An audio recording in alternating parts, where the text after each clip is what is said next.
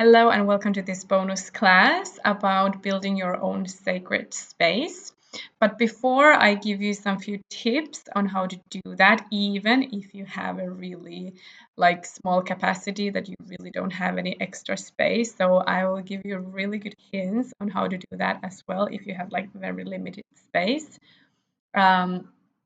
So soon I will give you some few tips and tell a little bit about my own sacred space and how it has developed during the years. But just a few words about the importance of an own sacred space. So why it is important to have a so-called sacred space at home. Of course, you can use the name can be whatever. It could be a yoga space, meditation space, um, crown chakra connection space, whatever you want it to be, but I call it as a sacred space. And why it is so important? Well, if you are doing your meditations, your daily rituals, and whatever they are, it could be gratitude practice, it could be yoga, meditation, whatever. It doesn't matter what it is. And it doesn't matter either how long you are doing it. It could be 1 minute per day, or 5 minutes per day, or 1 hour per day.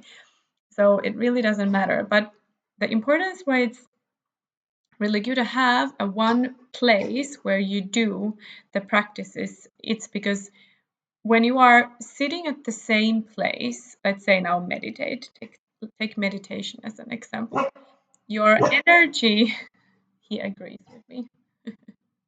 Our dog Bentley, he is watching out the window. I just send my kids out to the park, or I don't know where they were. I just sent them, okay, go out, but so I can do these videos in peace. But now my dog is barking, so great. Okay, yeah. So because if you are doing your energy work, your sacred work, spirituality in your everyday life work, if you are doing it in the same place, let's even say in the same yoga mat or the same, I have this beautiful woolen lamp cover, no, what's it called in English, I don't know, lamp fur that I always sit on. I have had it many, many years.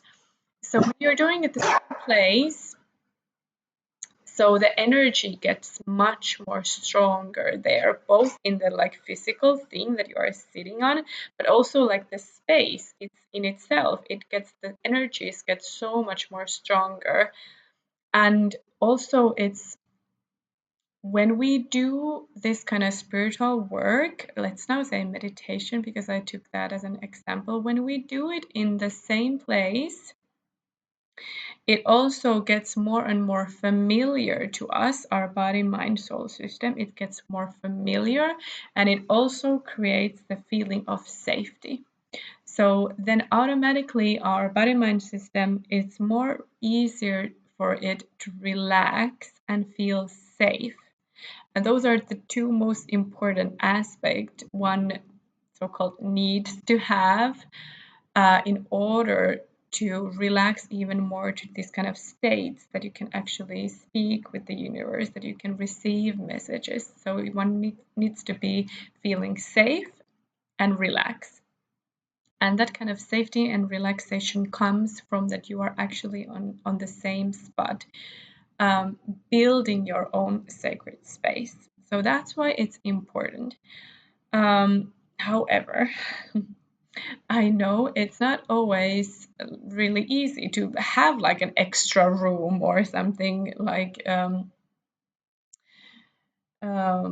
yeah, there could be kids or whatever who are taking all the rooms. For example, we actually now we are living in this kind of apartment now. It's gonna be a short time apartment since we have actually just moved into Sweden while I'm recording this, and we are looking for a house. So right now we are living in an apartment, and there was only 2 rooms with doors, and of course our kids got it. And I'm used to, we have been living in bigger houses before, and I'm used to have my own sacred space. Not always though, but for the past years I'm used to have my own big space, but now I don't have it anymore. So I know how it gets. Sometimes you don't always have the luxury to have your own space where you can close the door. So you can build your sacred space wherever. For example, nowadays I have my working desk and my altars and yeah, my sacred space here where I'm speaking now. And it's actually in our kind of like bedroom. So yeah, well, long story. Why it is like that? Um, but my point is, you can build it wherever.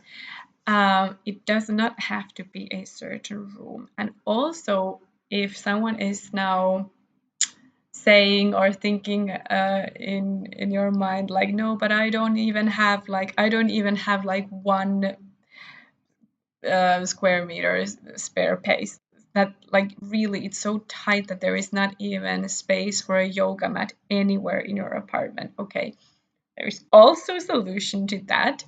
So you can also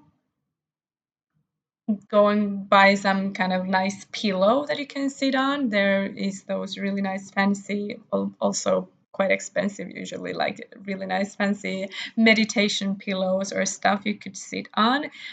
And that really does not take a lot of space. Or it could be a chair, whatever. Just the thing with that pick a place from your apartment or your house, your home, wherever. It could be also outside, actually. For those of you who live in the Nordic countries, at least in the winter time, it's quite challenging to have a sacred space outside. But maybe some of you are living in the warm countries. I used to live in Spain 1 year. So yeah, there I could have the opportunity to have it year round outside, but there is always rain and always cold seasons anyway. So maybe it's a good idea to have it inside somewhere. So then you are not dependent on the weather. So you don't have any excuses like, oh, I cannot go to my sacred space today because it's rainy. Yeah, but anyway, my point is, no matter the space, you get to build your own sacred space. And how to build it? Well, I have all my beautiful crystals here all over. And when I started my own daily morning yoga practice, that's like years and years ago, I think about eight years ago or so. So what I did, we were living in a small apartment back then. So I always put my yoga mat in the evening ready to the living room. And then I had my mala there. And did I have a candles or some small crystal? I don't know. But it was like I already built it in the evening ready for me if now you don't have a possibility to have a sacred space like one room, for example. So if you don't have, I suggested that you build it always ready in the evenings if you do your daily things in the mornings. And, make it beautiful. Use malas, use crystals, candles, flowers, paintings, whatever. It could be really, really, literally whatever, but just something that gives you this kind of feeling of like, oh, how beautiful! Like I really want to go there. I really want to be now in my sacred space, and yeah, do whatever you're doing at the moment. But make it cozy. Make it look like that it looks like yourself, that you are feeling the energy.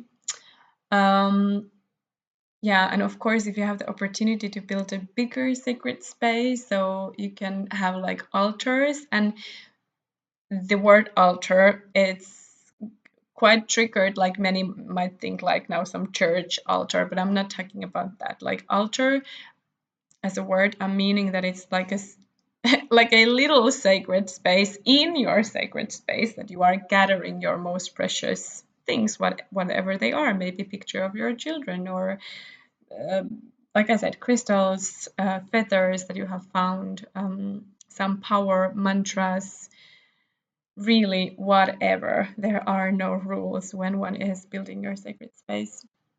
So you could have altars. For example, now, like I said, my altar has just gotten bigger and bigger and bigger, even if we are now actually living in an apartment. So my altar is now, I have something in all eight different directions. Like I have one altar there in north, and then in northeast, east, south, southeast, and so on and so on. And so my altar is actually partly in this apartment we're living now. So my altar is like in the bedroom and a little bit also in the living room. It's quite fun. Um, yeah, I wanted to tell and show my own example. So really, there are no excuses, whether it's space or money or time. There are no excuses. So every one of you can build a sacred space if you want to establish a deeper connection with your higher self, with your with the universe. If you want to create, if you want to be a channel, let's say like that, you want to create that kind of place where you get to receive downloads, messages, where you get to pray, where you get to sing, chant, do your meditation practice, do your journaling. It could be really whatever. There are no rules what one can do in your sacred space. It's just the place where you are, and when you that you also commit to be there. So your connection gets stronger and stronger and stronger. And also, I know it's not possible for maybe some of you to have daily practice, and that's totally fine. We all have our busy lives, and sometimes it's just not like possible to have a daily routine. But if that's the case in your life right now, be gentle with yourself, accept the situation as if you have chosen it. Thank you, Eckhart Tolle. And commit to do it at least once a week. Pick a day. For example, I have one practice that right now when I'm home with the kids, they are already old, they're 10 and 11 already, but I've been homeschooling them for 1 year because they did not get spaces in Spain. And yeah, it's a whole long story there. But I have been with the kids home like over a year, 24/7 almost, and it's been really, really rough. And there are so many different spiritual practices that I would like to do daily, but I just can't. I don't have the time. I don't have the energy, because all of my energy, not all, but much of my energy goes to cooking and cleaning and taking care of the kids and homeschooling them and taking care of the business, taking care of my clients. So yeah, so then I said to myself, well, okay, daily practice that I am like doing every morning. So that has not changed. So I'm still waking up sometimes at 6, sometimes 6:30, but usually around 6 I wake up to do my morning practice. But then, like I said, then there are many other spiritual practices I would like to also do. So I committed, okay, I accepted the situation. I don't have time to do it every day, but I sure have time to do it every week. So I took out my calendar and wrote it down. So every Sunday, I have another spiritual practice that I do that I would actually like to do every day, but it's just because it's not possible at this moment of my life. So I have committed that I do it every Sunday. And so it has been for the past few months now, at least 3-4 months already. I'm like, yay, proud of myself.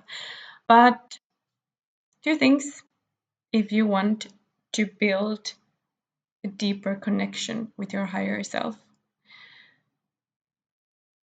commitment and sacred space, and then put those two together. These were my tips for you. If you have something you would like to ask, feel free to send me an email. You'll find all the information in the module, or in the course platform. I wish you a wonderful day, and really also have fun with building your sacred space. Take your inner kid with you. Really, like, think how you were as a child. Think of you when you were 7 or 6 or 5 even, and invite that kiddo with you. Like, hey, little Kirsi, do you want to do some fun? Let's go and pick up some stones from the nature, or go to crystal store and pick up some stones because I want to build my amazing sacred space. So have fun with creating it. Bye.